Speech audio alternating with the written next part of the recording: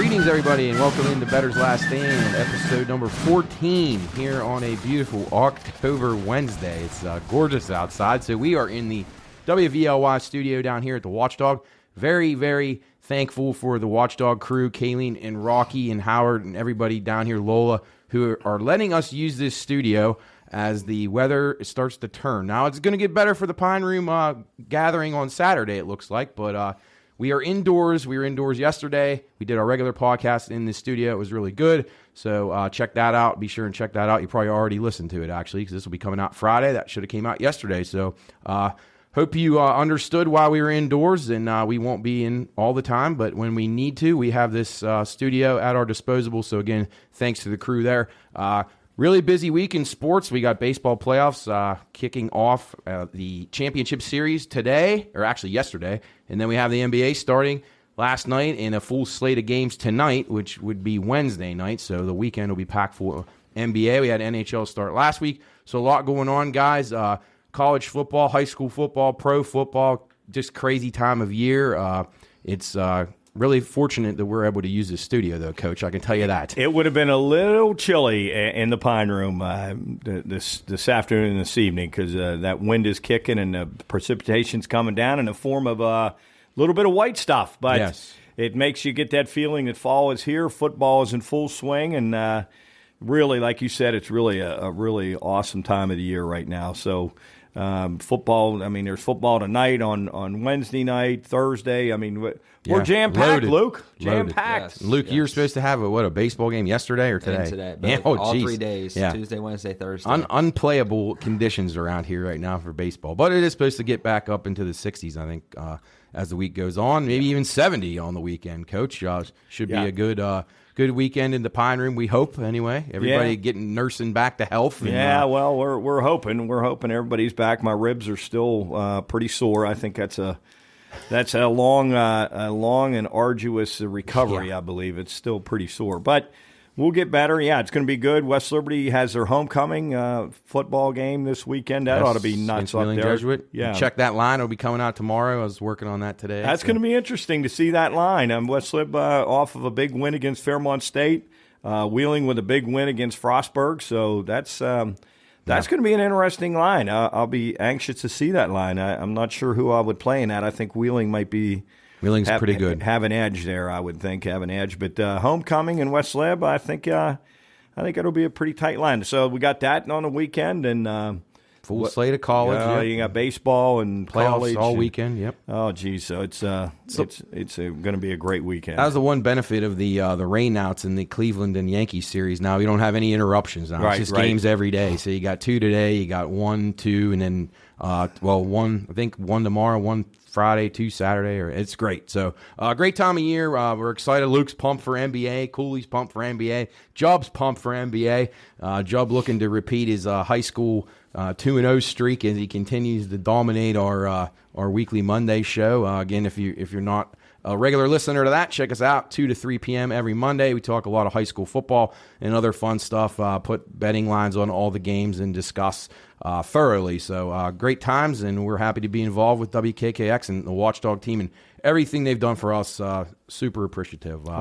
Busch Light pick. We're back in the win column. After a couple tough weeks by a half a point. Yes, but that's all it takes. Exactly. Doesn't matter. They don't remember that on paper. When you see the W, Bod, who cares how many? So we're at 5-2. I'd love to be 5-2 in my betting world, but I have been decent lately, but it's always a new week, and they get tougher and tougher. And Luke DePlaga went 1-1 last week with his picks. We won't be able to get him on the phone here. We're still getting used to the new studio setting here. We haven't figured that part out yet, but we will get his picks, and Jubb will have those probably on some kind of graphic or something that we can put up so everybody can see those on Friday with our PRP picks, which were 11-11 last week. But if you had Joey Logano and you used him as a top 3 pick or a win, you were up several units if you played all of our plays. So between 4 and 13, depending on how you played it. So that was pretty good. We'll always take even and a head on units, Coach. It's never a bad thing. So. Absolutely. Yeah. I know you were having a pretty tough weekend until Logano came through for you, and you had to. You always hold your breath in those races. Those last couple those last couple laps, because those guys start to really drive, pretty crazy, fighting for spots like Bubba and and Larson. Cal Larson. Yeah, did you see Bubba got suspended a race? Well, he deserves that. He did. He was purposely wrecked two race That was really cars. a bad move on his part. No matter what his thinking was, you don't ever do that. No, So, the thousands of dollars that he cost his team and the Hendrick team and the points, and not points, both those guys are out of the playoffs, but this their opportunity to even be in the race. And it just looks bad for the sponsors and the people associated with him. It's just not a good move. I'll be interested to see if any of his sponsors. I want to see what Michael Jordan's got to say about it. I'm sure he probably wasn't very happy about it. Well, and then jump out of the car and go after him too. I mean, that's just not a good way to be. And I know guys' tempers sometimes get the best of them, but in that sport, driving 180 miles an hour, you just don't do that. I mean, if something would have went sideways there, and Larson would have got hurt bad, that would have been. And you're not really expecting it at that point either from Larson. A lot of times those guys, a lot of that stuff is unexpected, but right there, you kind of have some clean separation, and he just purposely turns down into you. That's something that you're never going to be prepared for. Well, in the betting world, it usually doesn't work out. But actually, I had 4 matchups against Bubba and 3 against Larson, so that. Usually it's absolutely the other way around. So that actually benefited me. I went 10-1 in the in the NASCAR matchup. So I've done well in the NASCAR. I wish I'd just stick to that on Sunday instead of damn NFL. NFL, we got that was excruciating. 4-9 in the Abbeys League. We went from second to probably about second to last after this. You never know. There can have been a lot of Tommy O'Kelly said three losses was the winner this week. I don't know how anybody could have picked 3 losses with all those dogs winning outright. I just don't. Yeah, and there was 8 and 6 and 7 outright winners on NFL dogs last week. Well, I think you said the first 4 or 5 of the day. Yeah, they were just outright wins. They didn't even need the points. And 9 and 4 to the under was what it was. And the under's continuing to cash. So keep an eye on that. But when you're getting the Jets, to win in Green Bay, getting double figures, you just can't predict what's going to happen. You just can't predict. Giants down double figures, come back and beat the Ravens. I mean, it's just on and on. Yeah, and it never. You can't relax. Steelers. You can't. How about that? You can't relax in the NFL either. You think you got a comfortable lead, and in a couple breaths, it's gone. It's just amazing how things turn. We're going to talk a little bit about baseball and NBA here in our first segment, but really quick, I wanted to highlight this from the weekend. This was from Caesars Sportsbook. They posted this on their Twitter. A gentleman made a $55 in-play parlay of NFL games on Sunday. $55. He had, these are all live, Steelers money line, Vikings money line, Seahawks money line, Colts money line, Falcons money line, Patriots money line, Bengals money line, Giants money line, Jets money line. $55 won him $397,000. Yeah. That's unbelievable. Yeah, all in play. All in play. That's just. And think about the breaks that he had to have. Other than the Patriot game, and the Vikings kind of controlled every other one of those games. Hung in the balance until the very end. That's unbelievable. Yeah, that is amazing. When's one of our guys in our group going to hit something like that? We need to start looking into those, but I doubt it's going to happen. We got a better chance of winning the lottery, I'd imagine. Yeah. Then I see some of your other notes there. The Bucks were the most popular parlay leg last week, 96%. Yep.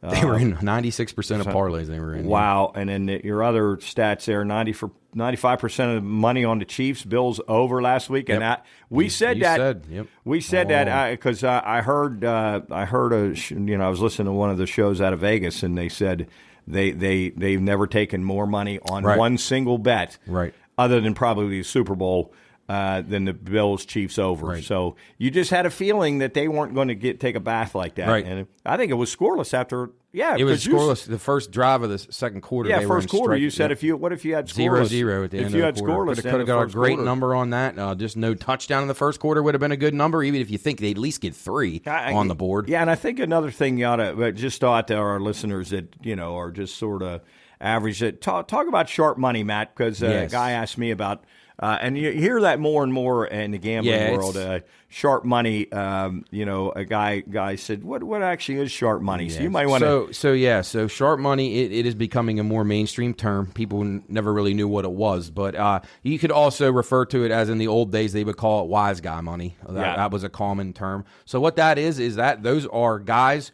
who have proven over time that they are successful bettors. They pick their spots very, very carefully. They don't wager on a whole lot of games. Again, they're looking for the number that they want. They're betting numbers, not teams.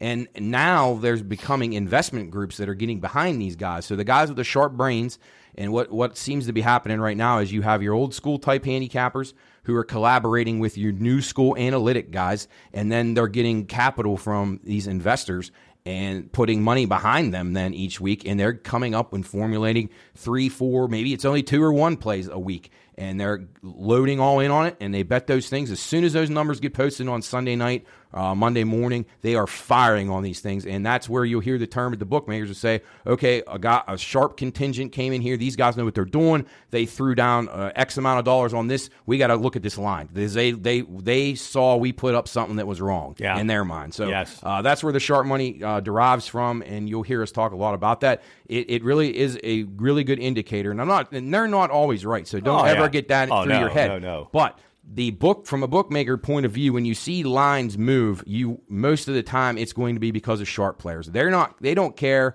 if Joe Blow down the road comes in and 100 Joe Blows, 1,000 of them, all coming in betting on one side. That's not going to scare them or make them look at the number differently. It's the sharp monies. Those are the guys, and it's not even how much they're betting. It's the fact that they're putting some capital of significant value into that game. And you'll see the lines move very, very quickly. They're very, very erratic or liquid or whatever you want to call them on a Sunday and Monday. That when they put those things up, Circa seems to be the first in North America right now. Let's get them up really. The college lines, especially on Sunday, they get them up really, really well. Afternoon, almost an hour, early evening for us, or mid-afternoon out there, and the guys are coming. They're waiting at the window. They're waiting as soon as they post those things. And you're seeing a lot more sharp money on the FCS games. They're those.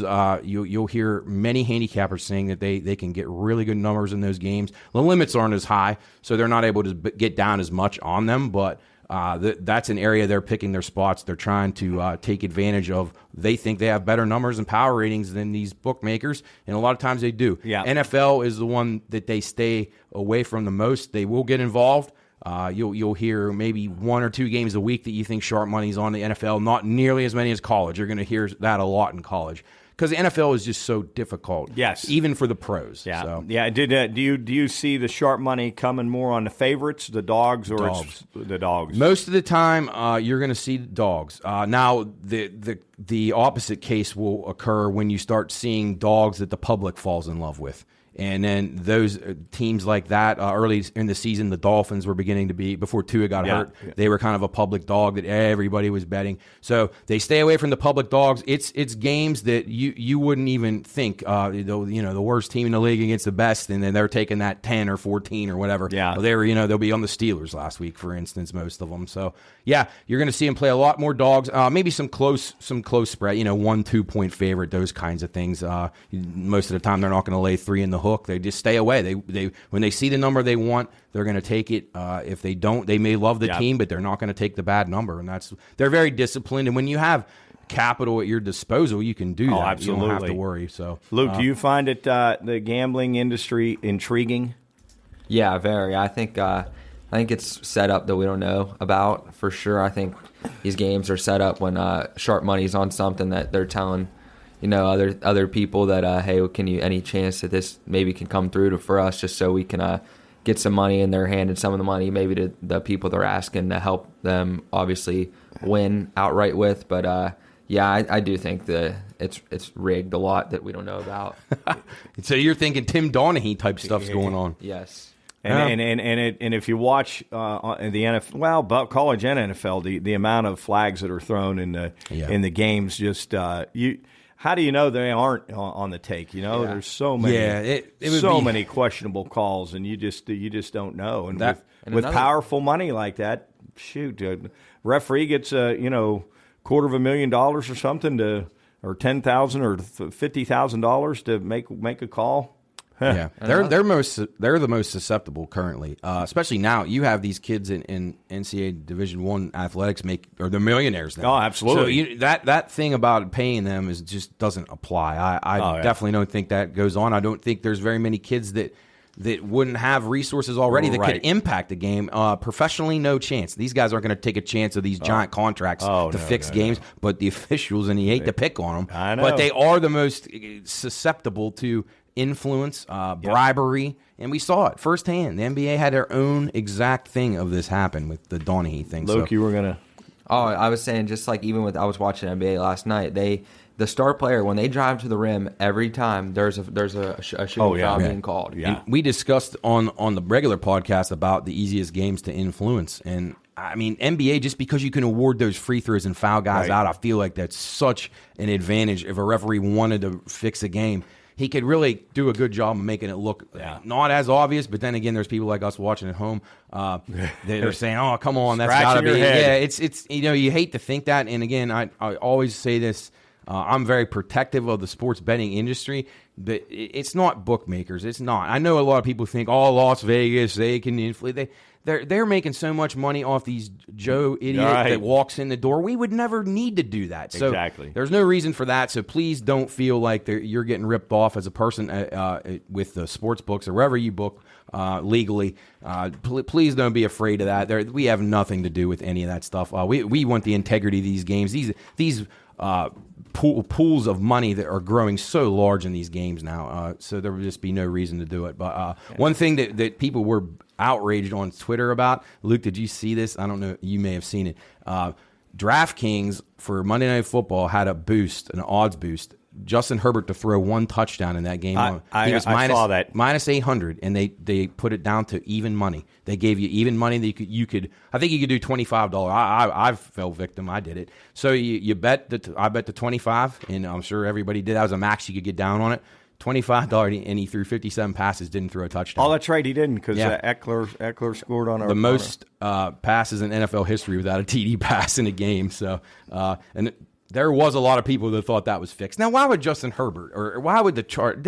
It's just one of those things. It was just an anomaly, not a common thing. But it is. Anyway, we'll talk more about NFL and college here. Coach, you have a final point? Just remember, folks, for you folks out there gambling, just stay within your means. That's all I can tell you is just have fun like we do. Honestly, we do. We talk about losing here and there, but it's never going to be where we're losing sleep. Well, I can't say I haven't lost sleep, but maybe not because of the money, but because of the beat. Like I mean, it could be a $20 loss, right? Or $50 but you still loss. But it should have been a big win. Yeah, it would have been a nice win to keep a little roll going, and you got beat in a horrible fashion, and that's probably going to turn your tide for you. But but if you stay within your means, you have fun with it, you just enjoy it, and at the end of the weekend, you can either pay up what you can afford or collect a little bit to help you out for the next week. That's a way to do it and have fun with it. But we just love doing it, and it's sort of brought our group together. We got a group bet now. We got to come up with a play this week, Matt. Pressure's on. Yeah, we left it out on the table this week because we were all going in different directions. But we'll be united this week. Look to bounce back. Just have fun with it. Enjoy it. Yeah, absolutely. All right, let's talk a little bit about baseball. I'm going to get your guys' thoughts on this as the game with the Phillies and the Padres are getting ready to start right now. Phillies won last night 2-0. Really impressive pitching performance by Zach Wheeler. Darvish was pretty good, but the home runs a little too much to overcome. Do you guys have any concerns about the Padres? Their offense is kind of going cold right now. The Phillies playing well right now. If they get another pitching performance out of Nola today, maybe they go up 2-0 going back home. Yeah, I think the Phillies are, and I would have never dreamed this, several months ago. They were just awful. Right. And now they've just caught fire, and we talked about that. What is going to be, we all said, who's going to be the Cinderella team? I thought maybe it was going to be Seattle. But they let that. They win game one. Well, that's what I say. They let that first game slip away, and there's been some incredible pitching in these playoffs. I mean, you look at some of these extra inning games: 17 innings, no runs; 13 innings, 1 run, 2 runs. I mean, it's just pitching is the name of the game in these playoffs, and right now Philly's getting good pitching. Like I say, if Nola can win today, it's going to be tough on the Padres. But I wouldn't mind.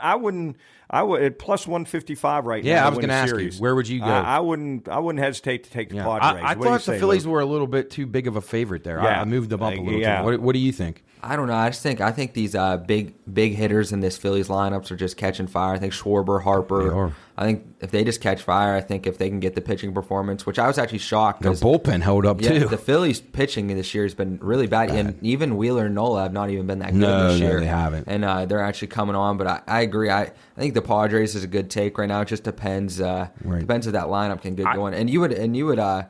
If Tatis was in there, I mean, it would. Yeah, what an idiot I know, he is. He just ruined. He could have ruined. There's a chance of a lifetime for them. Yep. I would take a look. I even say, even if the Padres were to lose today, you can get a really good price. So if you're listening to this by Friday morning and they're down 2-0 and they're going back to Philadelphia, you got Musgrove going. I mean, I wouldn't count it out. But it will be tough. If they lose today, it's going to be really tough. I'd probably jump in on the Padres right now, down a game. I think that's a good value. What about the other series tonight?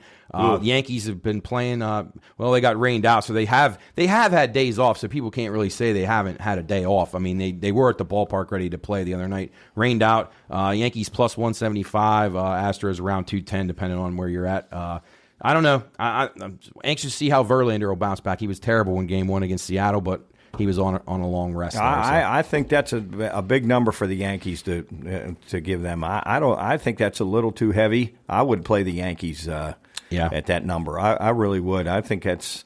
I mean, look at their lineup. If they happen to get hot and start to hit, which has been their Achilles heel, even though they have hit a few home runs here against the Indians, but I'd probably lean a little to the Yankees. Right, little rust factor with the Astros. They were off several days before they played Seattle. Verlander was not good, and then now they've had another long break here. Yes. So, what's your feeling, Luke? I would go. Maybe I would agree with you, Mark. I would lean towards the Yankees, but the Yankees just don't show up in these big games. Yeah. They always choke in the playoffs. And they should have beat Cleveland. Let's not lie to ourselves here. I mean, their payroll, Cleveland's payroll is like 1/8 of the Yankees. It's less than the Pirates. Right. Cleveland's payroll. They got all those good young guys, so hopefully the future's bright for them. But yeah, I don't know. Yankees concern me. I don't think Aaron Boone's that good of a manager. I will say for Dusty Baker gets criticized a lot, but I think he does a good job managing his staff and his bullpen. But who knows? It's going to come down to the clutch hitting. Who's going to pitch around who? When the Yankees pitch to Alvarez, will the Astros pitch to Judge and Stanton? I mean, those matchups are so important.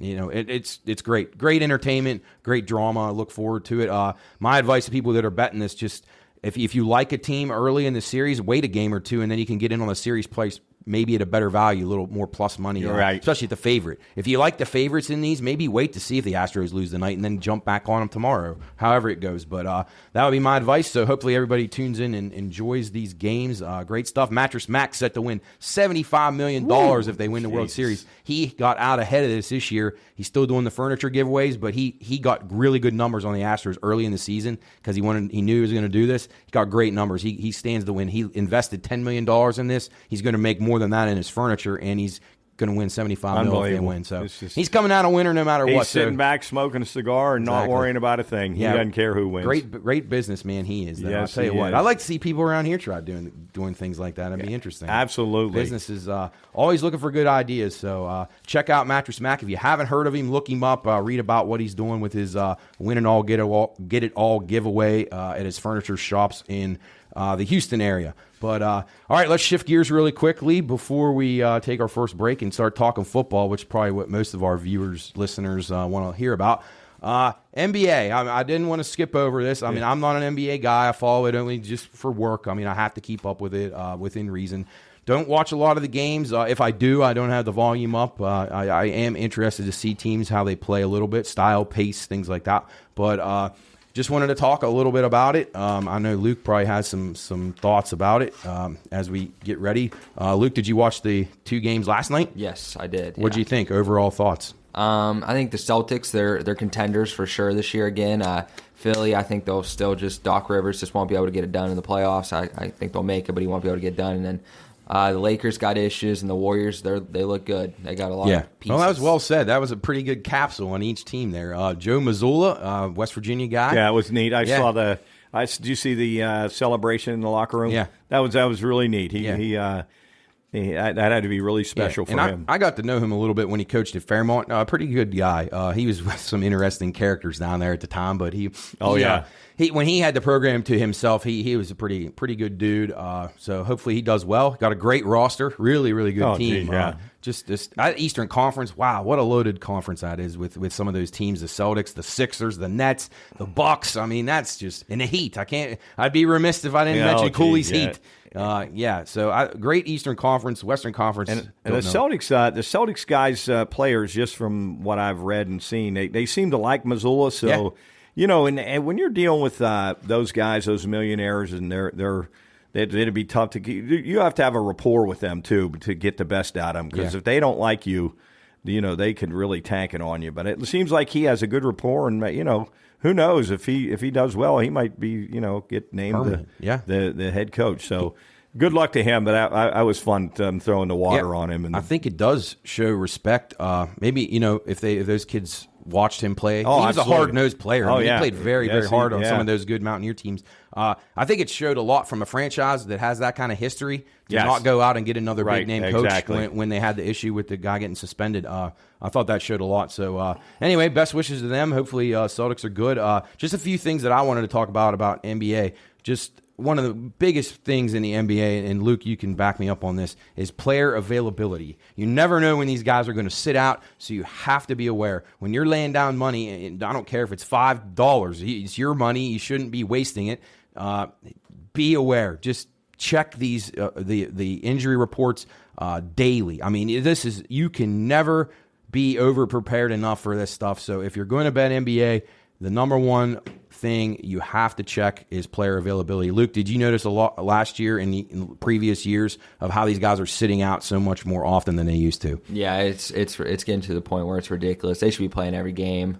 I don't know why they wouldn't. I mean, injuries and every foul, they go down and act like they're hurt. They lay on the ground for 5 seconds. Everybody gets on me about soccer players doing that. Yeah, it gets to a point where it's just too much. And I get it. If guys are banged up, then rest them. I get it. But the whole I can't play back-to-back stuff, these are guys that are in elite condition. Yeah. Yes. They're in the best condition of probably almost any athletes in any sport, aside from a soccer or something where you're running a little bit more. But, I mean, these guys like Kevin Durant and these types of players, they can move these lines 5 and 10 points. So be ultra aware of that. Don't get down on a side too early in the day, or if you're very certain about something, then maybe you could find a little bit of value. Just be aware of that. That's the number one thing. And another tip that I like to tell people is stay away from these primetime favorites. Last night, everybody's betting the Warriors. They did come through. The Celtics and the Sixers were kind of mixed, but be aware. You're going to get a lot of influence on these games that are on TNT and ESPN. You're going to see tons of money bet into these pools. These lines are probably not going to get any value on the line themselves. So I'd say if I was going to make a recommendation, obviously it's hard for all of us to sit there on Christmas Day and not bet these games, but stay away from the bigger marquee games. You can find better value on games that maybe aren't on a national TV basis. One more thing I wanted to mention too. Schedule spots, teams. I mentioned this a little bit last week with NHL back-to-backs, as we talked about with the players missing time, sitting out. Be aware. Follow these teams' Twitter feeds and their beat writers, and they'll tell you, okay, so-and-so didn't go to shoot around this morning. He's not going to play tonight. Be aware of all that kind of stuff. Be aware of back-to-backs, travel, teams coming back off of road trips, all these interesting spots where you can kind of get an advantage. Read up on the stuff if you're interested. If you want to email the show, contact at the Pine Room Podcast. I'll be happy to send you materials, notes, or discuss anything with anybody on the show or whatever. Just reach out to us if you have any questions about it. And one more thing before we get ready to take a break, or actually I'm going to go into a couple picks that I like for season-long things. Yeah, that's what I want to hear. Pace statistics have become a really important thing. So those are all accessible now. You can start checking out when you're going to bet totals, overs, and unders. Look at teams that play fast versus teams that play slow, or teams that are both playing fast, those kinds of things. The totals may be a little bit higher, but if you start to study who matches up well when a fast-paced team plays against a slow-paced team, how it tends to work out, whether the slow-paced team dictates or the fast-paced team. Just look at those kinds of things. Those are great indicators of how teams will play and give you a little bit of a leg up when you're betting NBA totals. But as Coach just mentioned, there's a couple of bets that I thought were interesting this year. From a win total perspective, I'm anxious to see what Luke thinks about these two. All right, I had two teams that I really, really like over their win totals this year, and one of them is the Detroit Pistons. I really, really like this team. They get Jaden Ivey from Purdue. They have Cade Cunningham. I think they got a really good young roster. 27.5 is where they're listed at right now. That when I printed this out, I think they win at least 32 games. I think they're a pretty good team. I think they'll surprise some people. They got some hunger up there again. That's good to see. This was a team in the early 2000s that was really good. I like the Pistons a lot. I think they're a dangerous team. And also take a look at the Pistons to make the playoffs. I thought, as I turn my page here, Pistons to make the playoffs, you can get almost plus $15 on that, which is a heck of a bet. If you can get down on that. Now the tricky thing about this, and you have to remember, NBA went to this play-in tournament, so they would have to actually win their way into the playoffs through the play-in tournament. So it doesn't mean they actually are in the playoffs. But again, check your house rules, because different books will have different rules. The playoffs may count as the play-in tournament in some places, but at most of them, you have to win to get into the actual 8-team conference playoffs. But really like the Pistons.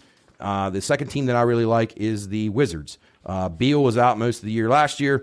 I thought their win total was a little bit low. They made a couple roster upgrades that I liked. I thought the Wizards over 36.5 was pretty decent bet. So I like the Wizards. I don't quite know if they're a playoff team in the Eastern Conference. It's going to be tough. Same with the Pistons. I thought the Wizards actually are plus $4 to make the playoffs, where the Pistons are about plus $15. I'm a little bit more leaning towards the Pistons. I think that number is a little bit more of a value for what they could actually do. They could surprise some teams. But again, in the East, it is tough. So by no means am I thinking these are guarantees, but I do think the win totals, I think you got a pretty decent shot. I think the Pistons and Wizards will both beat up on Western Conference teams this year, and hopefully can get us over those numbers. Luke, what do you think about those two? I like those two. A couple that I like is I love the Mavericks over 49 wins. Okay. That's interesting, because I had them circled as a potential under. Oh, really? Yeah, just because Brunson's, I don't know. So tell me why you like them. I'm interested. I like the pair up with, they got Christian Wood from the Rockets. Yes. I think giving Luka a big man, because Kristaps didn't work out, but I think giving Luka a big man who he can pick and roll with, run the pick and roll game with, I think that would be deadly. And another one I love is I love the Suns under 54 wins. Okay, yep. I think they're due for a letdown year. I think they've been surprising people the last couple years. And one more that I do like was the what was it? Oh my God, I just drew a blank. Do you think the Suns? Well, I'll ask you this while you're thinking about it. Do you think the Suns have some issues internally? Like, they opened with Dallas tonight, and obviously you're not going to see this show by the time that comes or that game is played. But remember how they were humiliated by Dallas in that Game 7 last year? And Ayton, he had some issues with the coach, and they didn't talk to each other, and he wanted traded. And I think you're right on the Suns. I think they could be in some trouble this year. They had a good year last year, but their roster, Devin Booker obviously good, Chris Paul very good. I agree with you. I think an under maybe on the Suns. What was your other one? Did you think? The Raptors under 46.5. Okay, I like that one. I just don't think the roster. I mean, Van Vliet, Pascal struggle for offense, don't they? Scotty Barnes, I mean, he's a good rookie, but he's a defensive guy. I don't think they have enough scoring, and they've had that roster for a couple years, and they haven't really done much, so I like them under 46. Yeah, Scotty Barnes, if you guys listen to our Coach Crutchfield interview, that was a guy that Coach Crutchfield got to know. Scotty Barnes, really good up-and-coming guy. I think Toronto defends well. They play hard. I agree. Their offense lets them down, and in the East, that could be difficult. Two more that I liked, unders. I like the Bulls under. I think they're going to really struggle. DeMar DeRozan was awesome last year, but I don't see that happening again. I think they're going to be up against it in a very tough conference with some improved teams. So I like the Bulls under 43.5 wins. I thought that was way, way too high. And I like the Hornets under 37 wins. Again, I don't know what the Hornets are doing. I've read a lot of stuff about them trying to tank to get the big French kid, That kid is incredible. Looking forward to see where he ends up. But there's going to be some of these teams that are going to pack it in late in the season. I got the Hornets at 33.5. Oh, that's got bet down a bunch then. Yeah. I'd still take it under. And it's still favored. Juiced to the under. Yes. Okay. Yeah, I would still get on it though. I think they'll struggle to win 30 games. I really do. I don't really like them at all. I think they got a bad roster, and I think that I think that their upper management would love to get that kid and kind of just, bring the franchise back to credibility again. But actually, one more that I'm sure. glancing at. I like the Hawks over 46.5. They added DeJounte Murray from the Spurs. I think that backcourt with him and Trae Young. Yep. I think that would be really good backcourt. I have Trae Young as a potential MVP candidate. Yep, I thought he really had a shot. Karl Anthony Towns, a guy I'm not a fan of at all, and I don't think he plays hard at all. But I thought at 75-1, they're going to be better. They got Rudy Gobert, Mr. COVID. They got him now, so they got a good front line, good backcourt, some good young guards. And then I thought Jason Tatum for the Celtics. You're not going to probably get 12-1 anymore on him, as the Celtics are going to be one of the best teams in the league. He'll take a lot of interest in that pool. I thought one more thing as far as missing and making the playoffs. I thought the Bulls -110 to miss the playoffs, I think, is a great bet. I was surprised that wasn't a bigger favorite. So that's almost even money there if you could get that. And then, Luke, do you got any thoughts on I know it's early, and we'll talk as the year goes on.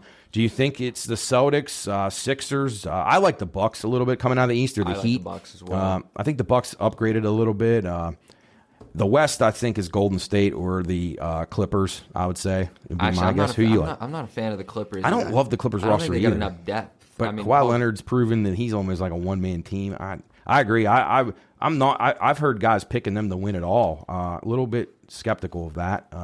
I do like the Heat. I think they'll be a contender. But man, that East is hard. Yeah. Do you as Bucks, are they your top team out of the East, or do you think? Yeah, I would probably go the Bucks, and I'm not just saying. I think LeBron he's just that good where he could change something. I could also see the Lakers making a trade deadline move. Sure. I think they're always a sleeper team to make the finals just with that roster. Yeah. What do you think of the Lakers' win total? 44. Davis has pledged he's going to be healthy all year. Now that's easy to say, but I think if they can get a balanced scoring, I mean they had 3 people that were doing most of the scoring. I think if they can get 5 dudes that can make Westbrook ride the bench. No. Yeah, I don't know. I'm mixed on him. I think God plays hard, but he's just lost it. He said that's why he hurt his hamstring because he wasn't used to it. I saw that. Yeah, unbelievable. But any closing thoughts on this? I would say I agree. The Clippers not quite. They're not as good as what everybody thinks they are. I think Utah's going to be way down this year. Suns, I think, will be down. I tell you, the Warriors are going to be tough to beat in the West if they stay healthy. The Spurs, a lot of these teams are in rebuilding modes. The East is loaded, though. Looking forward to watching some of these teams. Real quick, do you think Adam Silver has ever touched a basketball in his life?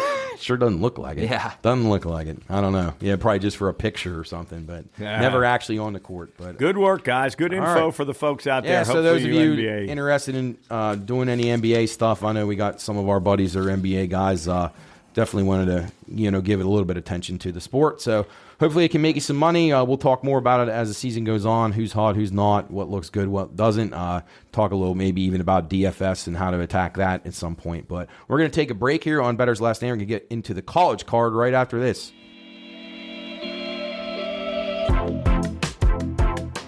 This show is for informational and entertainment purposes only.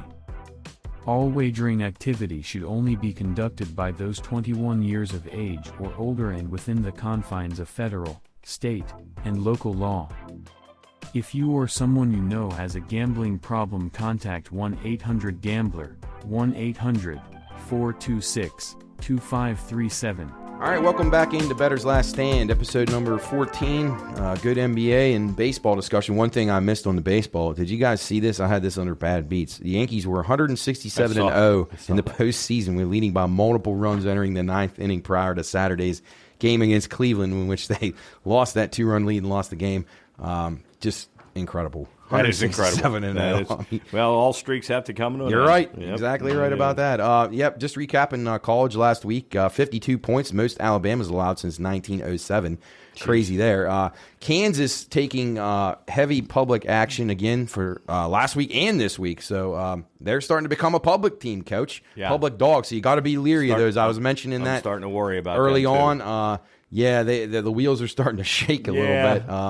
Tennessee was, again, becoming a big public play. Public was all over them. That was one that they were totally right on from the start there. They had the right side on that. And one thing moving early on, the biggest mover of this week so far is the LSU-Ole Miss game. Ole Miss opened I believe 1.5, and now it's up to LSU up to 2 at some spots. So you're seeing some of those sharp contingents that I talked about, some of those groups getting behind LSU at home against Ole Miss. So that'll be an interesting one to keep an eye on. Good game. I think there's 5 top 25 matchups this week. So there's 3:30 slate is really, really good this week. It's 3:30 is where you want to set a win and start to really crack them open, Luke. 3:30 is when we go. You guys are 2:30 against the Rebels. It's on Peacock too. Only on Peacock this week, so maybe that'll keep you guys in the pond. I'll tell you, before we even get to that game, I love Notre Dame in that game. Okay. All right. Luke says, okay. All right, let's start it right out of the gate. 2 unbeaten teams, Syracuse visiting the Clemson Tigers. The Tigers minus 13.5, total 49.5. Big ACC showdown here. Dino Babers has Syracuse playing really well right now. Does the luck streak end here, though, as they go to Clemson? They've played Clemson tough, but it's tough for them to win outside the Carrier Dome. Big advantage up there.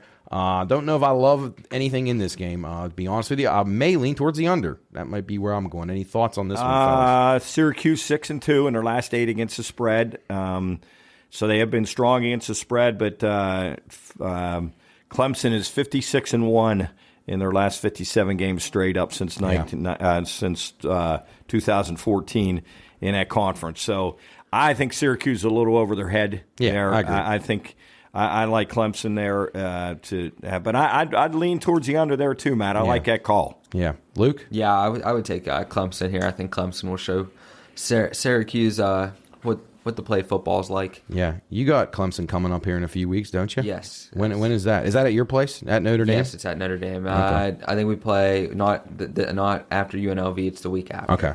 Luke, so if the Irish lose this week, you guys better head for the hills. Oh, it's gonna be a mess. Yeah, I'm just hoping 8-5. It's what I'm hoping for. Nope. All right, it could be worse, Luke. You could be Indiana or Rutgers. Any thoughts on this game, guys? I wanted to mention it just because starting to see early on sharp action on Rutgers, as well as sharp money to the over in this game, which opened at 45, now up to 47.5. Rutgers minus 3.5 for the game. Any thoughts on this game? A Big Ten showdown. I might be looking under in this game too, but people were hammering the over. I played Indiana over the last 2 weeks, and I haven't fared too well with that. So I'm not sure I'd play the over there. Yeah. But Rutgers has lost 21 straight conference home games. Yeah. Incredible in that conference. So they had to know that wasn't going to be good when they moved to the Big Ten. Yeah, and they have not a quarterback controversy, but they can't figure out a starting quarterback. If they have a quarterback at all. Yeah, right. So I would probably lean towards Indiana in this game a tick, but I don't like it either way. Yeah, I think Rutgers, if I'm not wrong, they've scored 16, 10, 10, and 13 in their last 4 games. Oh, that's correct. Oh, that's horrible. That's not going to beat anybody, Luke. Any thoughts on that game? Just 2 brutal teams. All right, let's move on to the big Buckeyes, the fierce Buckeyes. Who are they ever going to lay under double digits in a game? Jeez, it might not be to the end of the year. Ohio State minus 28.5 as they host Iowa. The total 49. Honestly, Ohio State picks their score This is an unbelievable mismatch. Iowa's got the number 134th offense, whatever, how many ever teams are. Yeah. They're last in the FBS in total offense, and Ohio State has a good defense. Right. Ohio State I don't know how Iowa can stay in this game, but people were picking Iowa. People were telling me that Iowa's got a chance. I totally couldn't agree. I know, and they say, well, Ohio State's got Penn State next week. I mean, but that's not like looking towards Michigan. No. That's not. I don't know. I cannot see Iowa staying close in this game, but a lot of people touting Iowa to stay close. I don't see it happening. I like Ohio State. Yeah, I agree with that. Luke, you have any thoughts on this 28.5 or whatever you can get? If you can get under 4 touchdowns, I'd recommend playing Ohio State. I think they picked the score here. I would take if I got the 28.5, I'd take the Hawkeyes just because I don't know. I think if they 2 tight ends set, run the football, control the game, control the line of scrimmage with that defense, I think anything's possible. I just wonder if they have the athletes that can even cover Ohio State. I don't know. I'd take a look also at Iowa team total under. I can't wait to see what that is. I should have looked it up. Well, it had to be, 13.5? I can't see it being above 2 touchdowns. Right, I don't see how it could be. I think even 13. I was going to say maybe 10.5. Yeah, or 11.5. I would say 9.5. Yeah, it could be. I'll have to look it up. But anyway, folks, check that out if you're interested in that. I would definitely take a look at that. Next game, Coach, your I almost said your Baylor Bears. Your Kansas Jayhawks visiting the Baylor Bears. Your Baylor Bears. I'm a disaster with that. You need a win desperately. I'm disappointed in Baylor. Baylor at home here against Kansas, -7.5, total 60. Baylor, they started out pretty promising. They lost that game to BYU. I thought, they're still going to be pretty good, but 3-3 right now. I'm in dire need of this victory to have any chance of getting over that 7.5. I don't think it's happening. I think they may win this game, but I don't think they're getting to that win total. I don't know. Kansas, I mentioned, they're starting to become a public team here, which would worry me a little bit. Thoughts, Coach? Baylor's 10-0 straight up and against the spread versus Kansas in their last 10, but that's a misleading stat because Kansas, has been the doormat of the Big 12, so you really can't compare that. Total new coaching staff. Total new staff. Now, Baylor's got a couple quarterback issues. Their starting quarterback's injured. The backup came in against the Mountaineers, did okay, but threw a huge interception at the end. Their defense has disappointed me a little bit. Well, especially against West Virginia. Yeah. They were only giving up 98 yards a game rushing, and then Mountaineers gouged them. So I tell you, I would lean heavy towards the over in this game. I think there'll be some points scored on both sides. I can see Kansas scoring. Kansas can score. Yeah, they can. They can. Now they've got it. They've got their backup quarterback. I think is going to play. Correct. Yes. Bean. Yeah. So but I still like the game over the total of 59.5. Luke.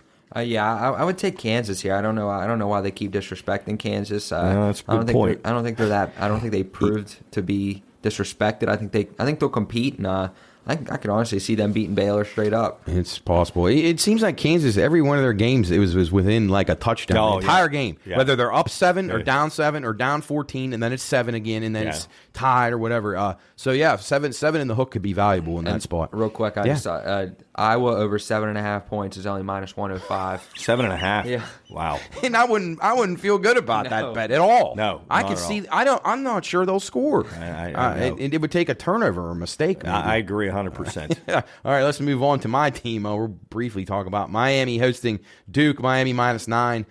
Total 58 right now. It opened 61 down to 58. I just want to tell everybody, people were going to say, Miami, they beat Tech last week. We didn't cover, and we're not very good. I would not recommend betting Miami in this game. I would either take Duke or I would go elsewhere. You guys have any thoughts on this game? Duke's 1-10 against the spread on the road in their last 11 games. So yes. They don't fare very well on the road. They do not. Miami, they're still, believe it or not, they're still in the hunt for that side of the ACC. Yeah. So doesn't show much about that. Yeah, it doesn't. Ooh. But they're only 1-5 against the spread. So I'm like you. That's one probably to stay away from. Yeah, Luke, any thoughts on that? I'd probably go Miami. I don't think Duke has the athletes. Yeah. I don't know if we do either. That's the problem. All right, let's go down to your game, Luke. The UNLV Rebels visiting the Notre Dame Fighting Irish. The Irish, 24.5-point favorites. The total, 47. Opened at 49.5. Sharp money hitting the under in this game. One thing I thought was interesting, UNLV 9-0 against the spread in non-conference road games, their last 9. So, Luke, you kind of backed Coach off. He said he liked Notre Dame here. Are you a little leery if they can cover 24.5? Yeah, it just depends what team shows up. It's just an inconsistent team they got this year, and that's never a good thing. And I don't know. They'll win the game, right? It's just I don't know about that one. So. Okay, I respect that because I feel your pain. Boy, for you to say that, Luke, now that really scares me because I really like abandoned ship, Coach. Jeez, because I think UNLV's quarterback is hurt, so I'm not sure he's UNLV for next year already. Disaster. So. Yeah, I even though they're 4-3, I think Notre Dame names a score here. I do. I think Luke, you're going to say, boy, Coach, you called that one. I know, just like the South Florida one. Yeah, well, I'm not quite that confident, but he'll be very happy if you call this correctly. I think they'll roll, Luke. All right, let's move on to the local team here. The West Virginia Mountaineers visiting the Texas Tech Red Raiders. Red Raiders now -7. The total 67 even. The Red Raiders open -4 in this game. Sharp money showing on them. A 3-point swing to them right now. They're minus a touchdown. And some money coming in on the under as well, guys. Thoughts on this game? Mountaineers' pass defense is not going to hold up against this throwing offense. They're ranked number 114 in the country. Think there'll be some points in this game? I think there'll be some points, and I think Texas Tech throws it like 70 times a game. Right. And the Mountaineers have proven that they can throw the ball a little bit, too. They can score a little bit, too. I see a lot of points in this game. Texas Tech, that's the third year in a row. I was listening to the Neil Brown show. Third year in a row that Texas Tech's coming off a bye playing West Virginia. So they've had a week's rest, and it was sort of odd. They asked Neil Brown about it. He didn't. Obviously he had no answers for it, but that bye before you play is sometimes heals guys up and gives you a little extra time to prepare. Right. I wouldn't be surprised if Texas Tech grabs West Virginia pretty good here. Okay, well the big betting syndicates agree as they pump that up to 7. Now, Luke, thoughts on that one? I'm against it. I like WVU a lot here. I think they showed a lot against Baylor, and I think they could maybe win the game outright. To be honest, it could be a good game. Actually, it's a sneaky good game. Could be some points. That's another good one in the midday. So yeah. All right, let's go to 3:30 on ABC. The Longhorns of Texas visiting Savion's Oklahoma State Cowboys. Texas now up to -6 in this game. The total sitting around 61. It opened at 65, dropped all the way to 61, and the Longhorns actually opened a 3.5-point favorite here on Sunday night, and all the way up to 6. Man, I think Say's team's getting a little disrespect here. This Big 12 is very evenly matched. Yes. These teams can compete with each other week in, week out. Makes for good games. I don't have a strong feel in this game. What do you guys think? I don't have a strong feel. I do like Oklahoma State a little bit in this game. I like Gundy at home. And stat on him, they're 14. Gundy's 14-5-1 after a loss, and they're 9-2 against the spread as a Big 12 dog. So they're very strong as a dog. I would probably play them. I think that's a little too many points. Yeah, starting to get out of hand there. 3.5 seemed a little more normal to me, but man, I'm making them a dog at home is interesting anyway. I really like Oklahoma State in this game. Okay, Luke, what are you thinking? Sorry to say, but hook them. I think Texas. I think they can score. I think they'll score against Oklahoma State, and I think this Texas offense over the next couple of years is going to be really good. Oh, I agree with you there. I think Texas is going in the right direction. Yeah. I thought they were a year early. I think Texas wins this game. Okay. I could see them being a blowout. Boy, I think Texas proves a point right here. The wheels are coming off Say's operation. He had a rough weekend last week. Just a devastating loss for the Cowboys and then Jaguars the next day. Oh, yeah. Yikes. I love the Jags this week. All right, let's get back on him. He'll be up at West Sib Homecoming drinking himself into game preparation. Shooting the cannons off, getting a game prepared for the Cowboys. He'll probably end up rolling into the Pine Room, but 3:29. I'm sure. Loudest guy in town. Yes. So. All right, let's go down to the Bayou. Ole Miss visiting LSU. As we mentioned earlier, Ole Miss opened a 1-point favorite. It's now LSU -2. The total 66, up from the opener of 64. Some money coming in on the under in this game.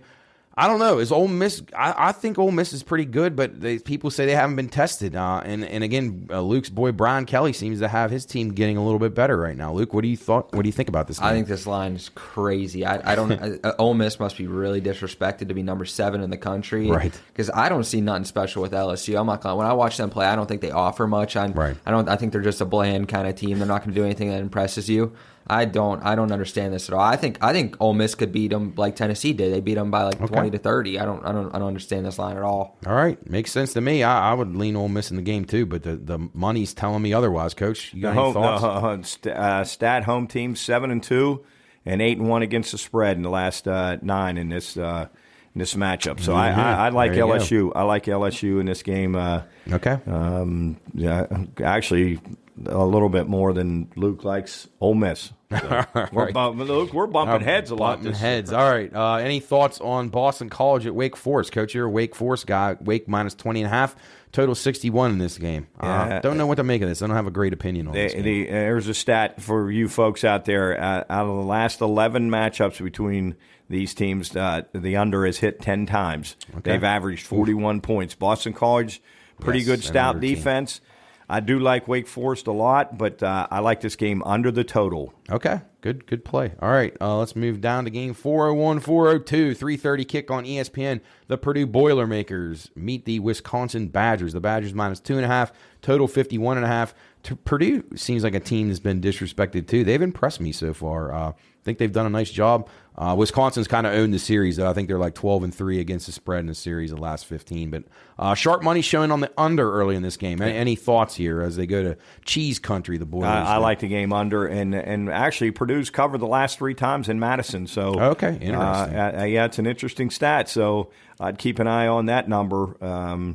I think, what is it right now? 2 or 2.5, depending on where you're at. So Purdue's covered the last 3 times in Madison, but I'm with you, Matt. I'd lean a tad towards the under in this game. Okay. All right, Luke, thoughts? I'm on the Boilermakers. Boilers? If I had to pick a side in the game, I would go Purdue. I've been impressed with them. They're a little better than I expected. Yes. I thought their defense was a little bit better than I expected. So, yep, I'm backing the Boilers probably in that game. Don't love it. Another Big Ten game, Northwestern visiting Maryland. Maryland dealt a tough loss, though. I believe to his brother's done for the season. He's game time decision. Oh, is he? Yeah, Okay, all I right, saw that. good. Well, that's good because I originally I thought he was going to be done. Terrapins minus 13.5, the total 50.5. If they have him, obviously, I really like them here. Yeah. So if you're thinking he's going to play, I'd be jumping on that 13.5 because if they say he's playing, that thing's going to 17 for sure. Thoughts, guys?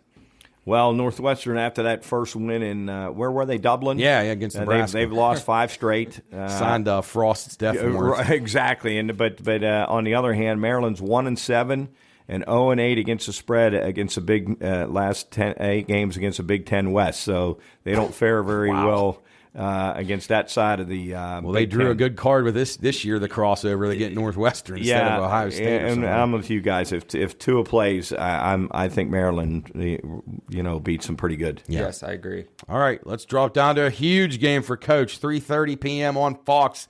The UCLA Bruins visiting Bo Nix and the Oregon Ducks. The Ducks minus 6.5 in this game. The total 70. This is one of those ones we talked a lot about sharp money moving numbers and how erratic it can be. This line's kind of stayed right where it is, so people were kind of agreeing on both sides. 6.5 and 70 is where it should be. A little bit of sharp action on the over, but not a ton. Nothing to make the number move. Coach, what are you thinking about your Bruins here? Well, the first thing I saw was keep an eye on the weather. They say there's a potential possibility of rain up in Oregon country. Eugene, so you might want to keep an eye on that. Some interesting stats. Oregon's won 9 out of the last 10 in this matchup, but UCLA is 4-1 as an away dog the last 3 years. So this is going to be a dandy. It's going to be a dandy. I don't know if UCLA can go to 7-0, but I think they keep it within the 6. Yep, I agree. Luke, what are you thinking? I like the under here. I don't think 70 points will be put up. Okay. That's an interesting take. I like that, especially if you get some rain. You get some wind. weather, and rain always causes. Keep an eye on that weather, especially folks. the wind. Yeah, more so than even the rain. Yes, definitely. All right, let's drop down to an SEC game. Vanderbilt visiting Missouri. Missouri minus 13.5, total 52. Luke, you already got your Vandy Commodores over for this season. Do you like them here at all? I think they're better than Missouri. I could see them winning the game outright. I don't understand this. I agree with you. I love Vandy here. Yep. I agree with you, Coach. Any thoughts on that one? Missouri, a stat on them, they're 1-5 as a home favorite in their last 6, so that bodes well for your Commodores, Luke. And the Commodores are 3-1 against the spread in their last 4, so the odds favor Vandy, and I'm with you, Luke. Yep. I'm rolling with the Commodores. I Vandy, and I'm hoping that thing can get up to 14 or 14.5. I'd love to jump on Vandy with that. Yes, so, yeah. Played him a couple weeks ago. It's Ole Miss. They gave a valiant effort. They just couldn't quite cover. So I think Vandy's improving, so it's good to see. One game below that, let's go to the Pac-12. Arizona State visiting Stanford. Stanford off an incredible upset victory over Luke's Irish. Stanford minus 3, total 54.5. I found this to be interesting. I read Stanford, or actually teams, this isn't actually just it applies to Stanford in this spot. Teams who have upset Notre Dame when being a 10 or more point of an underdog, 13-1 the next game against the spread. I'll be honest with you, I like Arizona State here a lot. And that's hard to do because they're not very good. But I agree, the spot says ASU. Well, they upset Washington 2 weeks ago. Yep, you're right. They had a bye last week. Stanford coming off that huge win. This says Arizona State. They're 0-10 in the big Pac-12. Or the Pac-12 the last 10 games. I like Arizona State here a lot. Okay. I'd love to get that 3.5. Luke, what are you thinking? Yeah, I agree, but I agree with Arizona State, but Can use another huge Stanford win for my over total, 4.5. Yes, so. you do have them. You're Yes. right. What are you, 2 and 4 now? So you Yes. could definitely use this. So yeah, maybe Stanford wins by 1. You get your win. Coach and I get the cover. Everybody goes home happy. Let's go for that. All right, drop down to 7 p.m. kick. The Crimson Tide of Alabama hosting Mississippi State and Mike Leach. The Tide minus 21, the total 61. Not a whole lot of change in this one either. 3 touchdowns seems to be locked in where people think it should be. I'm not a real big believer in Mississippi State. They've kind of proven me wrong throughout the season, although they didn't last week. Kentucky got them. That was a good one for me. Alabama off a tough loss at Knoxville. They weren't great in that game, but they could have easily won that game. Defensive lapses were a problem. Guys, any strong thoughts in this game? 3 touchdowns too much? No, I think Bama picks the score here. I think coming off a loss, Nick Saban, practice probably miserable. If they don't at least win by 20, next practice going to be worse. Yeah. So I think Nick Saban and the Tide pick the score here. Old Tide, huh? Yeah, Mississippi State's only in the last 3 meetings they've kicked 1 field goal. They've scored 3 points. Alabama's 14-0 against them, 10-4 against. Nick will probably give us an over on that against Mississippi State. So I think a first half bet, even though Alabama hasn't been very good in the first half this year. I like them in the first half to really come out and make a statement after that debacle in Tennessee. So I'm playing Alabama first half. Okay. All right, let's drop down to another SEC game. Texas A&M visiting South Carolina. A&M minus 3, total 44.5. A&M off a bye. Some sharp money showing early on the Gamecocks. What are we thinking here, guys? I tell you, I was doing some stats on this game. A&M's A&M struggled off buys, haven't they? Yeah, they've struggled off buys, and they're both coming off a bye. But they've played a much tougher schedule, like the number 6 schedule, as opposed to South Carolina's the 53rd toughest schedule.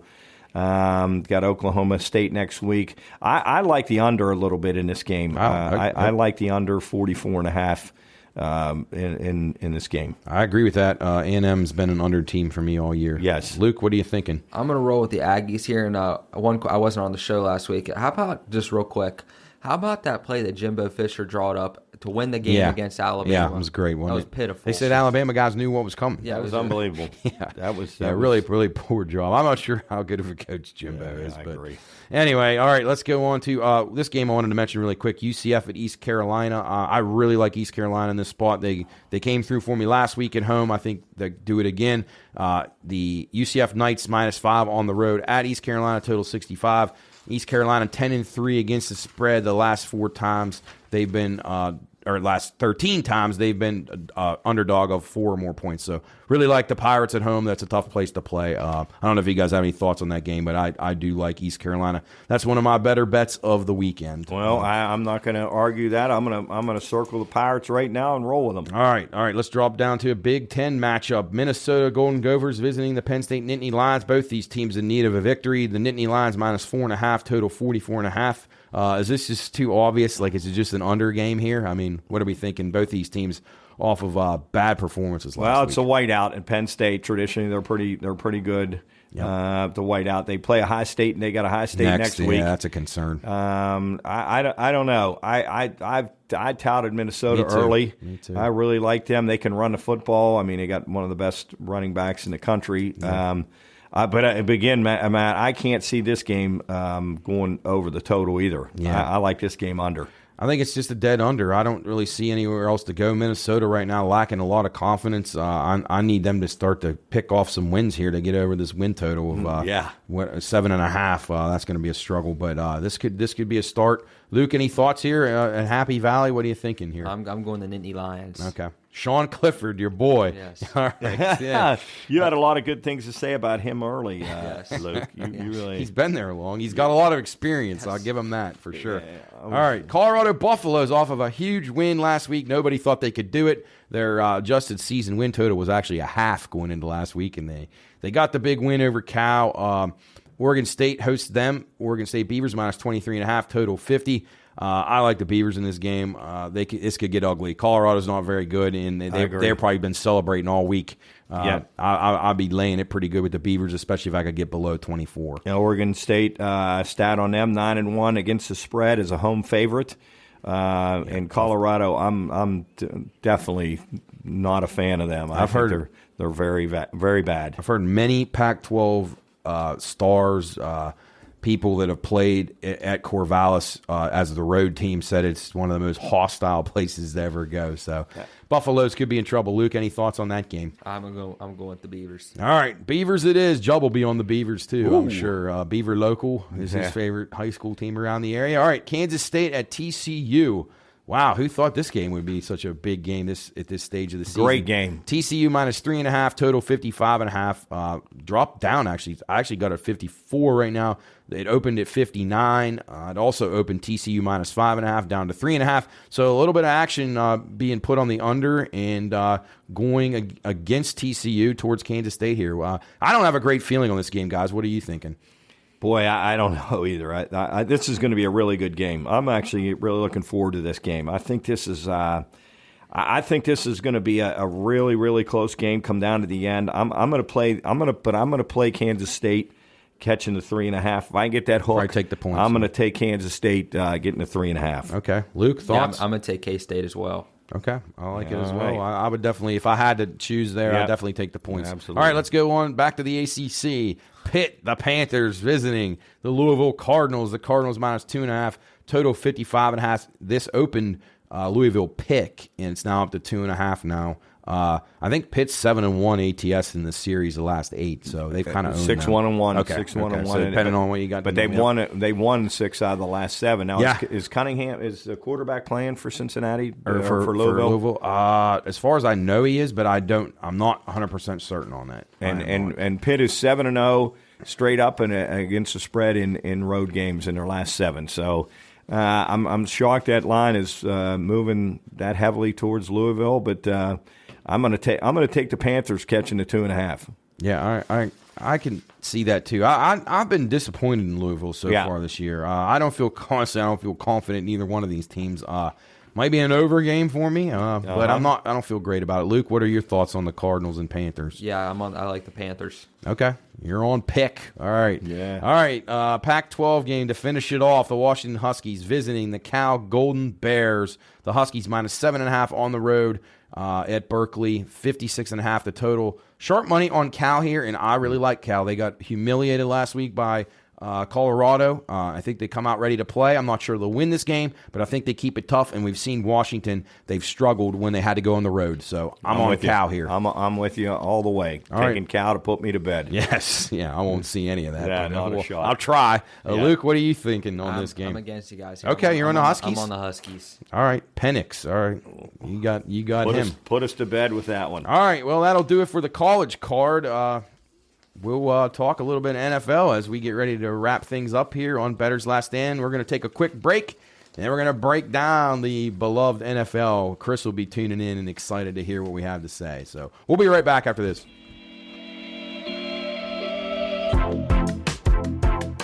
This show is for informational and entertainment purposes only. All wagering activity should only be conducted by those 21 years of age or older and within the confines of federal, state, and local law. If you or someone you know has a gambling problem, contact 1-800-GAMBLER, 1-800-426-2537. All right, welcome back into Bettor's Last Stand, segment number 3 of show 14. Again, remember, follow the Pine Room at the Pine Room Podcast on social media. Contact at the Pine Room Podcast is our email. Please reach out, give us some feedback. We got a lot of cool things happening. We got our Halloween party next week at River City on Friday night. That's the 28th, 7:30 to 9. Be sure come check them out. Should see us in costume and having a fun night there. It should be a good time as the group of us get to give away trips to Nashville. So for the best costume, should be pretty neat. We got some things in the works. Maybe doing a prison show next week from Moundsville Penitentiary. Could be pretty cool. Coach and Jubb are working that out behind the scenes. And again, thanks to WKKX and WVLY, the Watchdog team, for everything they've done for us, keeping us out of the cold here. Our Ohio County tailgate, which we hope will have good weather in a few weeks on November the 4th as we head over to the island for the Wheeling Park and John Marshall game. So be sure and keep up with all the news of the Pine Room. Again, follow us on social at the Pine Room Podcast. These guys golfed with Alex Highsmith last week up in PNC Park, which is really cool. You will hear about that on our podcast. If you didn't, we talked about it at length last night. So be sure, give that a look when Jub gets the video up. Great stuff. New show, Soup and Stuff. The guys did an amazing job. I told them how proud I was of their efforts with that. They did great.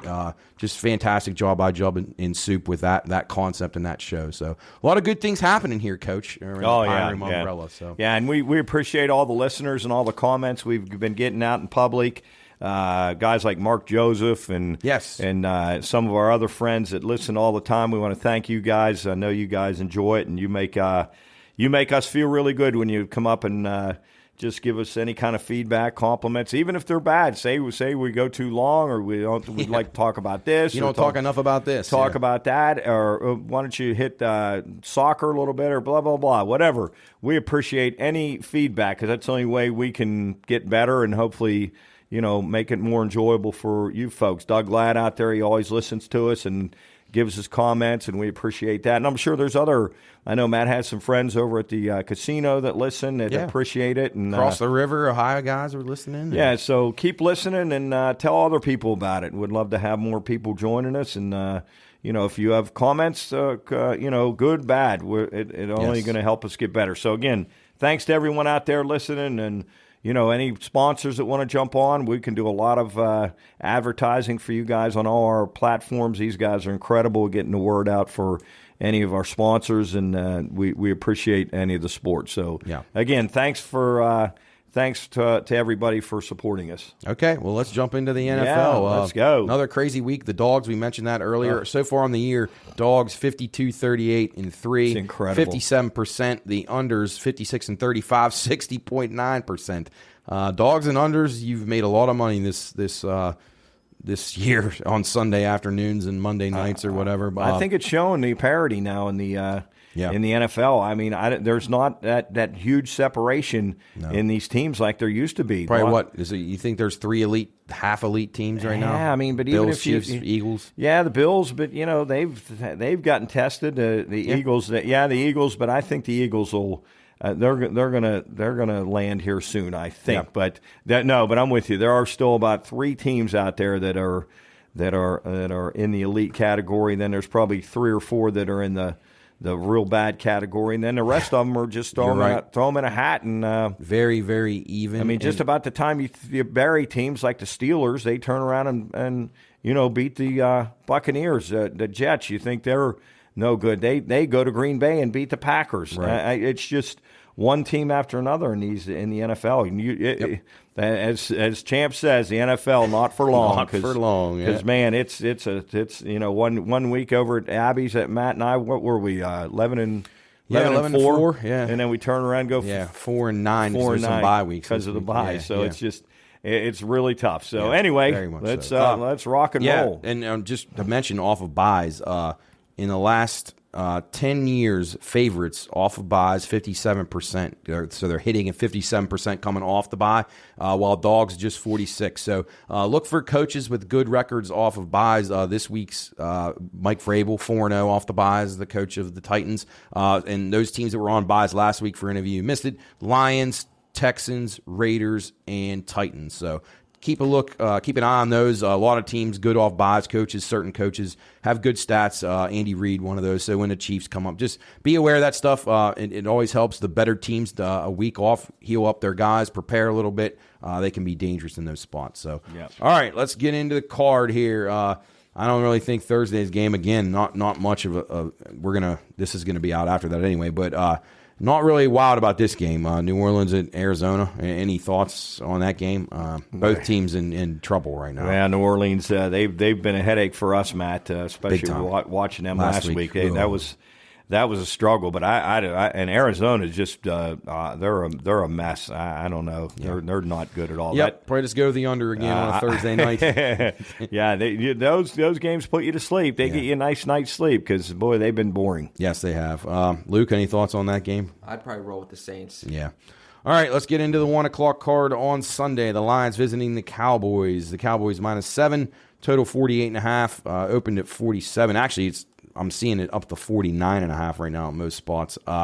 Dak Prescott supposedly may come back in this game. Lions starting to get a little healthier as St. Brown and who's the running back? I'm drawing a blank. Kid from Georgia. Swift. Yeah, Swift. Oh, yeah. Yeah. So I believe they're both going to play. What are we thinking here, guys?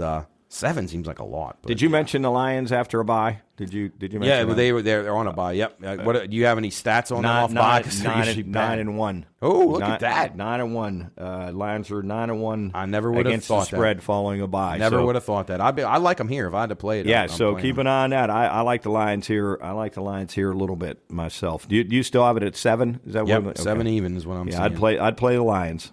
Yeah, I'm on the Lions as well. And I saw an interesting stat on Dallas. Dallas 1-10-1 off of a loss to an NFC East opponent. That doesn't bode well. So jump on the Lions there. That might be a good spot. I agree. All right, let's move on. Another division battle here. The Colts visiting the Titans. Titans off of a bye. The Titans, the home favorite, -2.5, total 43.5. Seeing some of the bigger bettors laying some money on the under in this game. The Titans opened 1.5. It's now up to 2.5, as I mentioned. Vrabel 4-0 off of the bye. I don't know. I'm still not a big backer of the Colts, but I wasn't a big backer of the Titans either. This would be a pass game for me. Maybe the Titans, but I don't know. These two teams are tough to figure out, but I'd probably lean. I mean, Tennessee's already beaten Indianapolis this year. Is that correct? Yeah. They've beaten 24-17. Yeah, they did. I like Tennessee that week. Yeah. I don't know. I'm probably stay away from this game. Okay, Luke. Yeah, I'm on the Titans here. I think the Titans are one of those teams that's really proven themselves so far, and I think they're actually really good. I think just that offense, just with Derrick Henry and Tannehill just being able to throw a little bit, if they can just balance that offense out where teams don't know what's coming with Henry, I think it's hard to stop. Yeah, I feel a little safer with the Titans than I do the Colts here, definitely. All right, Green Bay in need of a win badly. They continue to struggle. Back-to-back losses for them. That doesn't happen very often with Aaron Rodgers at the helm. They visit the Washington Redskins. Green Bay -5, total 41.5. Seeing some movement towards the under. Open 43.5 down to 41.5. I mean, I can't trust the Packers on the road laying 5. They got to show me a little bit more. I think they may get it together, but then again, they may just be that bad. Their defense has been the bigger disappointment to me than their offense this year. Thoughts, guys? I'm with you. I like the. I'm going to say the Redskins. I like the Skins at home a little bit here, catching the 5. I'm with you. Luke? I love the Packers here. Okay. Packers get well, huh? You think they smash Ron Rivera and the boys? Carson Wentz is out. And Heineke's in. Yeah, that guy's battled all right. I don't know. I just, Packers tough to lay the 5, but if you believe they're going to snap out of it, I guess it's a spot to do it. With no home field advantage, there'll probably be more Packer fans there than Redskin fans, sadly. You're probably right. Dan Snyder in the news for various reasons, so that's going to be an interesting saga, how that all shakes out. Tampa Bay visiting Carolina, our next game. Tampa off of a disappointing performance at Pittsburgh. They're now -11 in this game. They opened 9.5 on the road at Carolina. The total 40. Carolina right now, they're shopping McCaffrey. I mean, this team's packed it in. Fired Rule, it's over for them. But can Tampa do anything? They've really struggled the last few weeks as well. Brady seems half checked out. I don't know, guys. What are you thinking on this game? Where do you go? Did you see him screaming his offensive line? Cooley said he should have. They didn't block well. That's what he told us yesterday. Yeah. They were way out. That was way out of line. But anyway, I like Tampa here a lot. They're 4-0 and against the spread.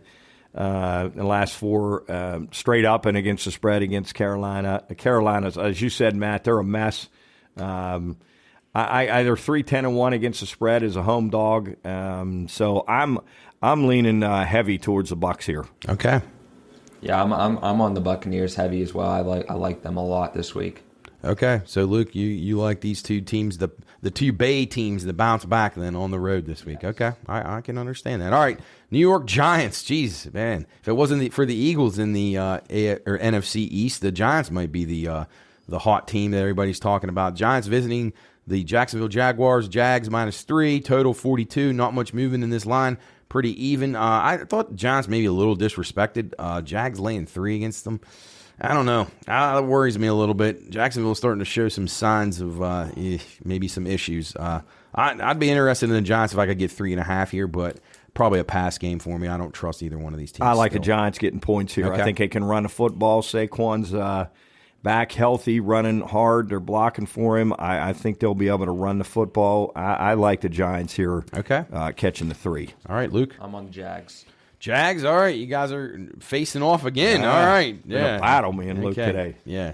All right, on to the next game. 1 o'clock kick. Atlanta, the Falcons visiting the Cincinnati Bengals. The Bengals -6, total 47.5. Sharp money showing on the over in this game. Opened 43.5, up to 47.5 here. I'm not a Bengal backer at all. This worries me a little. The Falcons, the only team unbeaten against the spread this year. Can they go on the road and cover this number, guys? That's the question. I would probably lean to them, but I don't trust them a whole lot. Well, I do. I think they'll continue. I'm not sure they'll win the game. But I wouldn't even be afraid to play them on the Abbey sheet to win the game. I'm anti-Bengal. I know you fade fade the Bengals, so I'm playing the Falcons getting the 6. All right, Luke. I'm sorry, but the Falcons streak ends. I think the Bengals cover the 6. Okay. Ooh. Did you see? I thought it was cool that the Falcons coach Arthur Smith. Did you see after the game? He took all his, I think it was the offensive line up into like one of the luxury boxes. They were in their pads. Took them up there and just gave them beers, and they were drinking beers up in the after the game. Cool. Yeah, no, I mean it's that they seem to play really hard for him, so that kind of stuff. Take that into account when some of these teams are ready to pack it in and they've given up on a coach. Remember those teams that are out there like the Texans and the Falcons who are going to play hard for a guy. Beginning of the year. Yeah, that they would both play hard and it's showing. So when coaches do things like that, teams really respond. Agree. So. All right, on to Baltimore hosting the Cleveland Browns. Yikes from both of these teams. Baltimore -6.5, total 45.5. A little bit of money showing on Baltimore. Cleveland they can't, like Coach you said, can't get out of their own way. It's the same old story. Now they are without their star quarterback, but their defense has been terrible. The Ravens have led by double digits in all 4 of their losses. They could easily be undefeated. They could have beat the Bills even. Shoulda, coulda, woulda. They're not getting the job done. Harbaugh has addressed it. They're just not showing any signs of improvement. Their fourth quarters have been terrible, but the Browns have been just as bad. Yeah. I have no idea. I'll probably lean with the Browns just to take the points, but I don't love anything here. I don't either, but the Browns have been abysmal, and Belichick once again found every weakness the Browns took had. away Chubb. Yep. Took away Chubb. They stuffed the line and just made Brissett throw, and it worked out perfectly, and I think Baltimore will write the same package.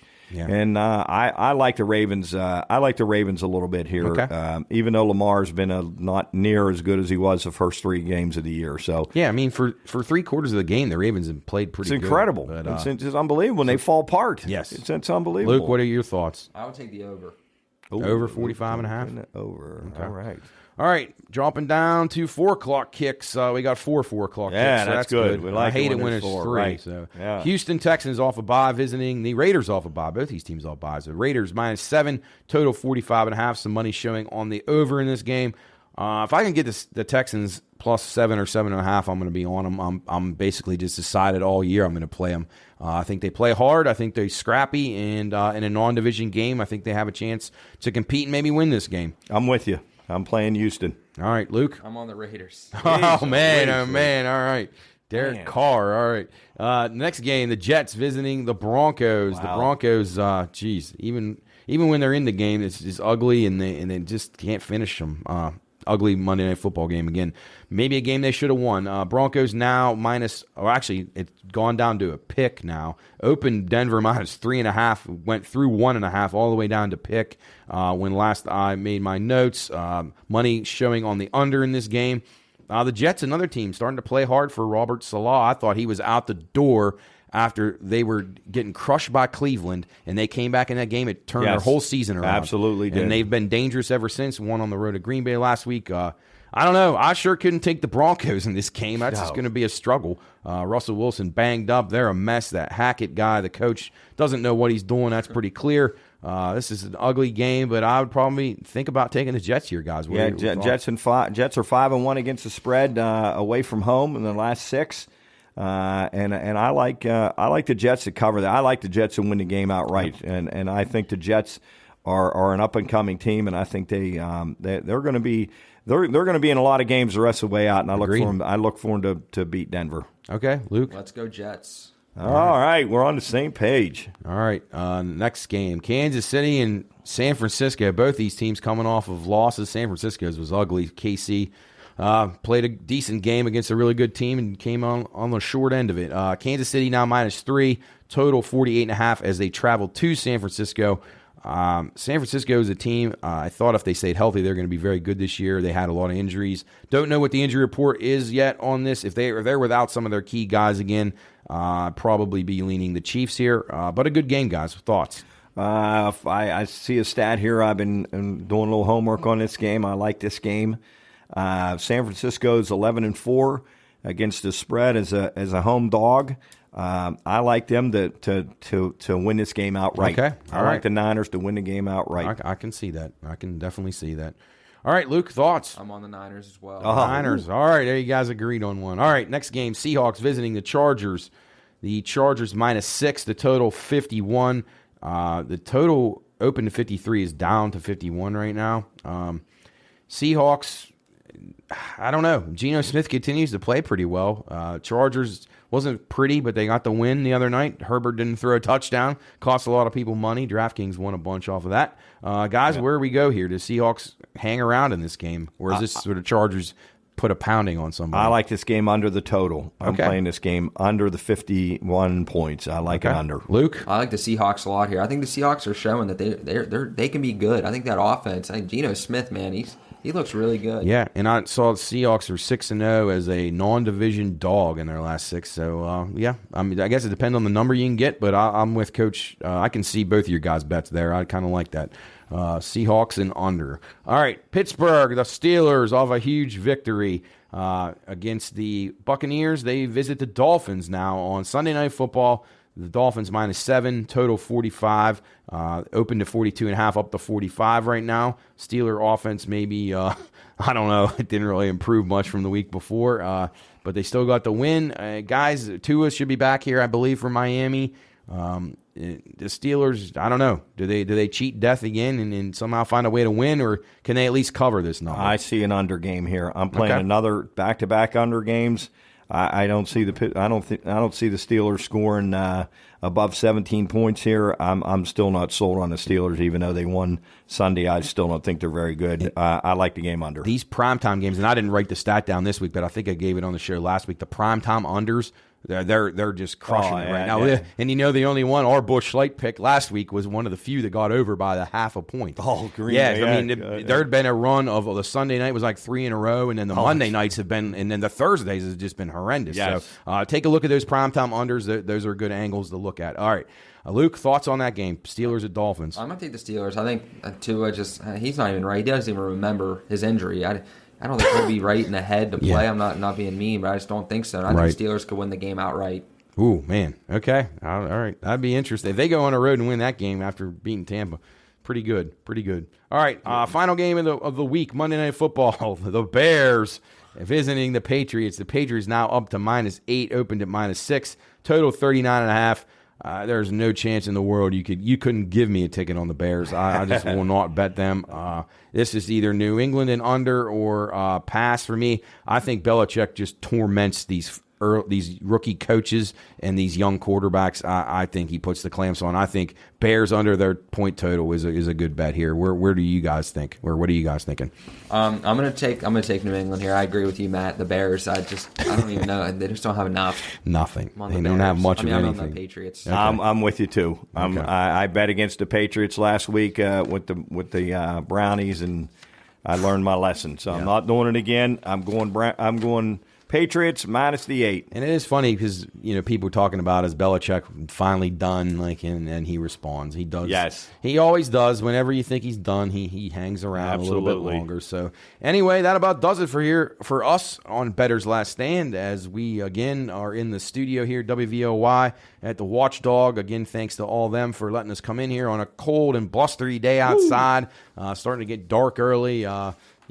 Winter's on its way, but we will be back maybe outside next week. Be sure and check us out on social media. Check out the regular podcast, all the cool new things, soup and stuff, the prison show, the Halloween show, High County tailgate. We got a ton of things going on. Hey, go online and get your clothes. My wife got a Halloween shirt today at Pine Room Studios. It's awesome. Joe put up a bunch of new gear, crew neck sweatshirts and so forth, with the new Halloween logo and some other stuff. So be sure and check that out. That is thepineroomshop.com.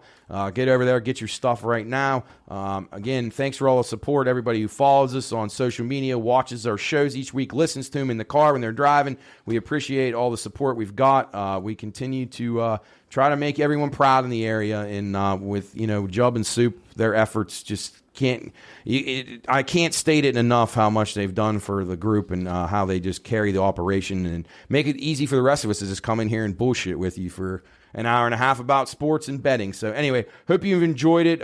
For Coach and Luke, we appreciate the support, and we will see you next week on Bettor's Last Stand. Yes.